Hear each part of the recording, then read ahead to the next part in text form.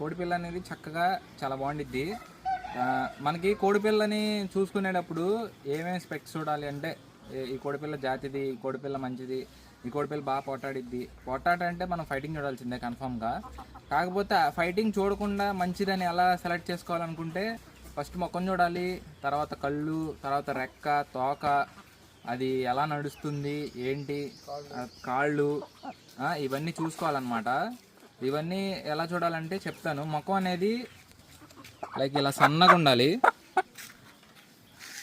ముఖం అనేది సన్నగా ఉండాలి, కన్ను అనేది పెద్దగా ఉండాలి, అండ్ రెక్క కూడా పెద్దగా ఉండాలన్నమాట.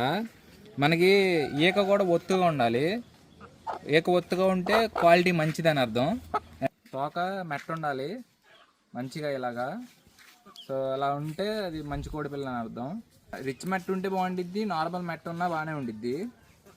అండ్ కాలు వచ్చేసరికి మీకు పంజా పెద్దది ఉండాలి, అండ్ కాలు ముడవాలన్నమాట. ముడిస్తే నేను చెప్పినట్టు లాస్ట్ వీడియోలో చెప్పినట్టు కత్తి బాగా వాడిద్ది అని అర్థం. అండ్ తర్వాత నెక్స్ట్ ఏం చూసుకోవాలంటే ఫైటింగ్ చూసుకోవాలి. కోడిపిల్లని సెలెక్ట్ చేసుకోవాలంటే ఇవన్నీ చెక్ చేసుకోవాలన్నమాట. ఇవన్నీ చెక్ చేసుకుని ఒక కోడిపిల్లని సెలెక్ట్ చేసుకోవాలి. విడికాళీ కూడా ఉంటాయి, కానీ మన ఫామ్లో విడికాళీ ఉండవు. మేము అన్నీ కత్తి వాడే కోళ్ళే ఉంటాయి, అంటే మేము ఆ పందాలు వేస్తాం. చూడలేదు పిల్ల 5 నెలలు చక్కగా ఉండిద్దండి పిల్ల. రంగు వచ్చేసరికి ఎర్ర కిక్కిరే, ఎర్ర పసిన గల కిక్కిరే అంటారు. పసిన అంటే ఇలా ఉండిద్దండి, ఎర్ర పసిన అంటారు దీన్ని. సో అందుకే దీనికి ఎర్ర కిక్కిరే అంటారు. కొంతమంది ఏమంటారంటే గాజు కిక్కిరే అని కూడా అంటారు. అంతేగా బాబాయ్? సో ఎర్ర కిక్కిరే అన్నా గాజు కిక్కిరే అన్నా ఒకటే.